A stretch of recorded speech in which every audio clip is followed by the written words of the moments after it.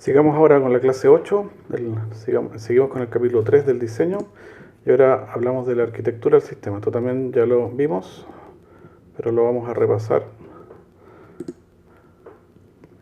Partiendo por esta pequeña introducción, como ustedes saben, o ya se pueden haber dado cuenta, los SEPs o sistemas embebidos son complejos. No hay un solo patrón, no son todos iguales, es difícil encontrar algo que se repita, excepto porque todos obviamente tienen algún tipo de microcontrolador.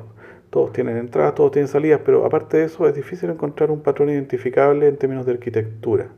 Así que siempre esta mirada de big picture, ver todo el conjunto de electrónica, todos los componentes, y ser capaz de rápidamente distinguir subsistemas simples de complejos es una característica útil y ventajosa a la hora de diseñar, a la hora de dividir para conquistar.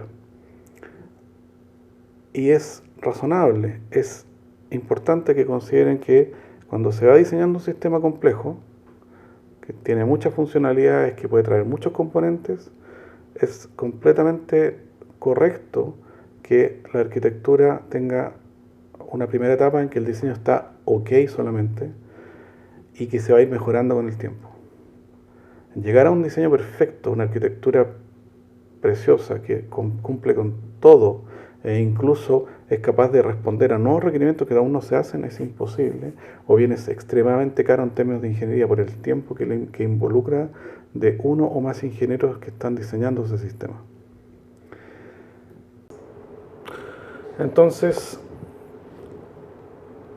para desarrollar el software del sistema embebido, un buen punto de partida es el diagrama de la arquitectura del sistema y de esa manera tener en la cabeza todo lo que está alrededor del microcontrolador cuando uno empieza a plantearse el desarrollo del software.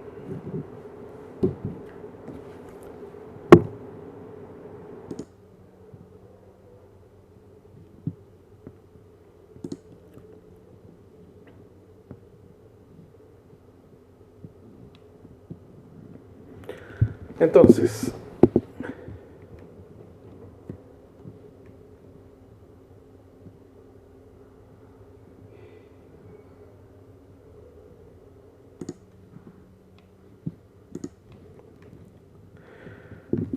así que mientras los ingenieros de hardware van creando diagramas esquemáticos, que es donde están todas las conexiones, todos los alambres, todas las líneas de cobre que están en las tarjetas electrónicas y entre las tarjetas y los conectores y los cables, las pantallas, los botones y todas las cosas de la caja, los ingenieros de software pueden establecer o empezar a trabajar en algunos diagramas que son recomendables, no necesarios, pero recomendables, para establecer una forma más sencilla y metodológica para implementar o programar el software. Y ya hablamos de algunos de ellos, la arquitectura de bloques y otros que se llaman jerarquía de control y las capas de software. ¿Ya? Tengamos en mente que el esquemático del hardware de un sistema electrónico programable es de este estilo. ¿Ya? Son las líneas de conexión y se ven en el mismo nivel cosas que no son relevantes para un ingeniero que programa el sistema embebido, por ejemplo, los capacitores de desacoplo que se ven aquí, cosas que tienen que ver con alimentación y cosas que sí son importantes, como por ejemplo las líneas de direccionamiento, líneas de datos, líneas de comunicaciones y otros que tienen que ver con el microcontrolador y con comunicaciones. Por ejemplo, ahí hay un puerto serial con su chip de conversión de niveles, ¿ya? Pero este es el trabajo del ingeniero de hardware.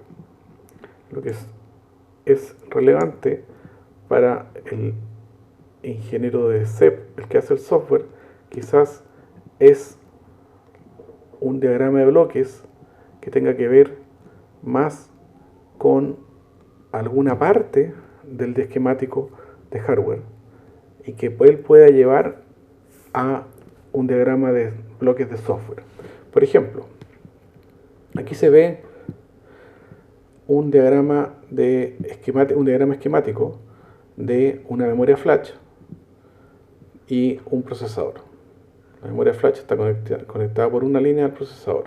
Esto es un diagrama esquemático electrónico, donde se ve la resistencia, se ven las conexiones o los voltajes de poder, tierra, etc.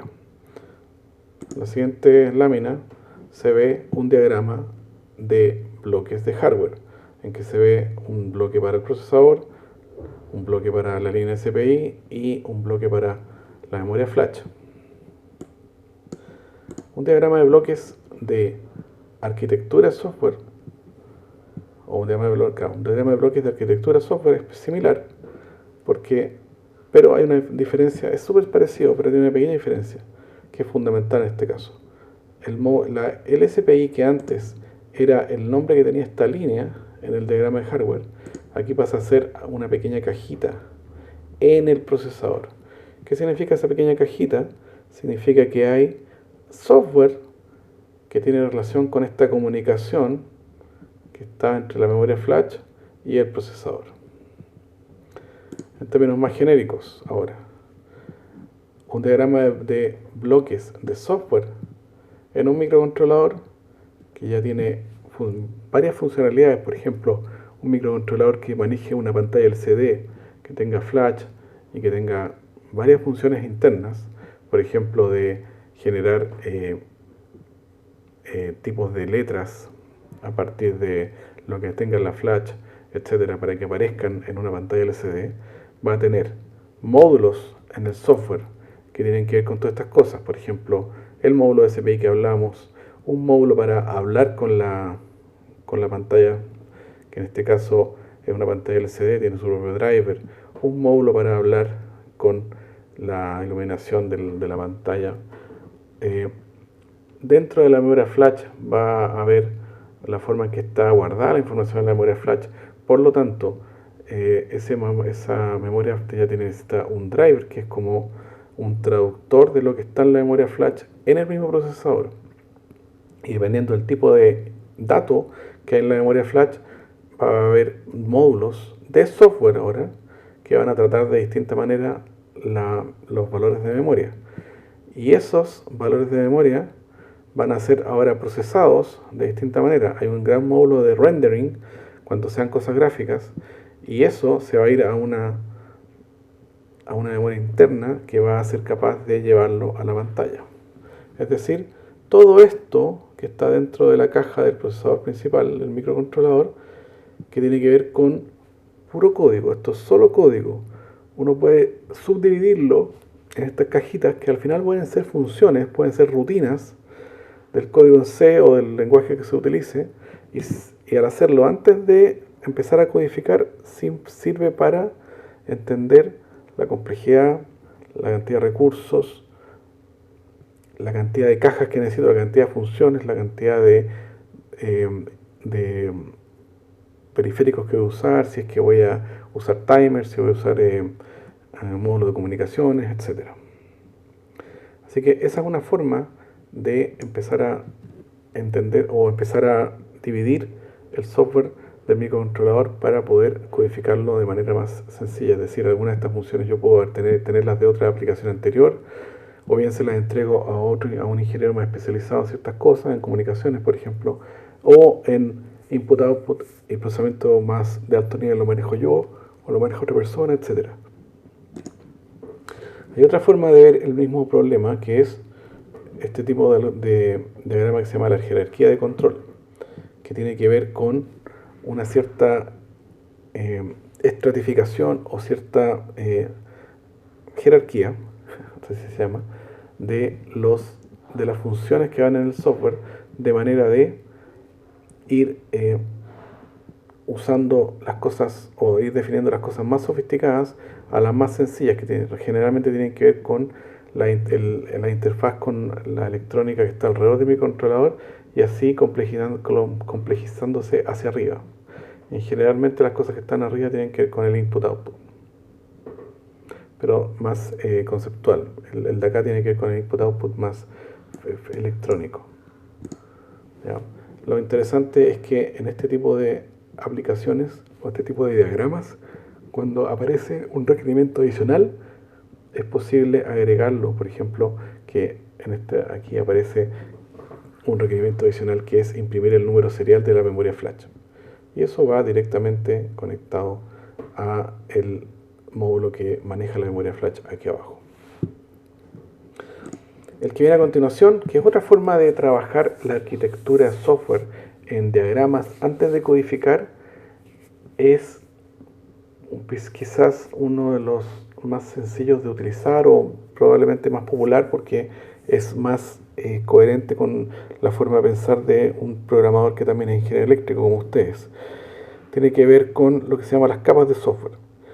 Mientras más complicada la caja o mientras más complicada la función, más grande la caja. Y aquí pueden ver, y generalmente se dibuja de abajo hacia arriba. Las cosas más conectadas con el hardware se hacen primero, y ahí ven, primero tienen la DSPI, tienen un drive para manejar la flash, de ahí cosas como las imágenes, los tipos de letras, el número serial. En paralelo con eso, o al mismo nivel, aparece la pantalla LCD, que es una entrada-salida paralela, la luz de fondo, backlight con un PWM, más arriba que es más complejo el rendering, si hubiera un login que hacer también, los gráficos, etc.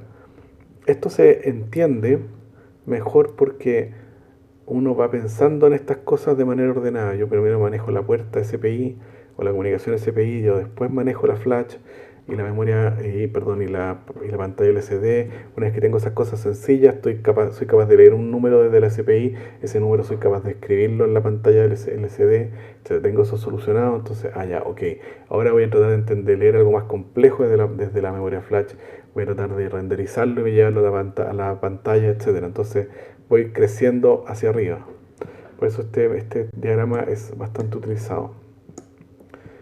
Y finalmente en la lámina 14 se ve el más complejo de todos probablemente, que es un tipo de diagrama que podemos verlo en la 15 directamente. Se llama el Model View Controller, que tiene tres etapas o tres partes fundamentalmente. Que como su nombre lo indican, tres cajas principales: la Controller, la View y la Model. En la anterior sale una descripción de cada una. Model tiene el modelo, o sea, los datos, los estados, la lógica. Y aquí doy dos ejemplos de cosas distintas: una estación meteorológica y un reproductor de música. Cosas completamente distintas. La estación meteorológica tendría el código monitoreo de temperatura y los algoritmos de predicción del clima. En cambio, en el reproductor de música tendría la base de datos de música y los códecs para reproducirla. Ese sería el modelo. La cajita que se llama View es la parte como de input-output, o lo que el usuario puede ver del modelo, es como la parte de la interfaz gráfica. En el caso de la estación meteorológica es un dibujo de un sol. En el caso del reproductor MP3 puede ser la pantallita donde salen las indicaciones, si qué canción es, si está en play o en pausa, etc. Y el controlador es lo que está entre medio de las dos, ¿ya? Y eso es más difícil de definir. Es más difícil de definir, por eso tal vez es más fácil entenderlo en este tipo de, diagrama con estas flechas. Es un diagrama más complejo, se usa en casos en que se justifica, pero en general les diría que usar este tipo de implementación para hacer un código puede ser contraproducente porque es incluso difícil para distintos casos saber dónde poner las distintas funciones que tiene que tener el código en cada caja. Así que solamente lo dejo aquí porque es parte de lo que es necesario que ustedes sepan que existe. Finalmente hicimos este caso de estudio de la puerta deslizante automática, en que vieron un video e implementamos el diagrama de bloques del hardware, de la arquitectura software, de la jerarquía de control, que es lo más normal que se usa.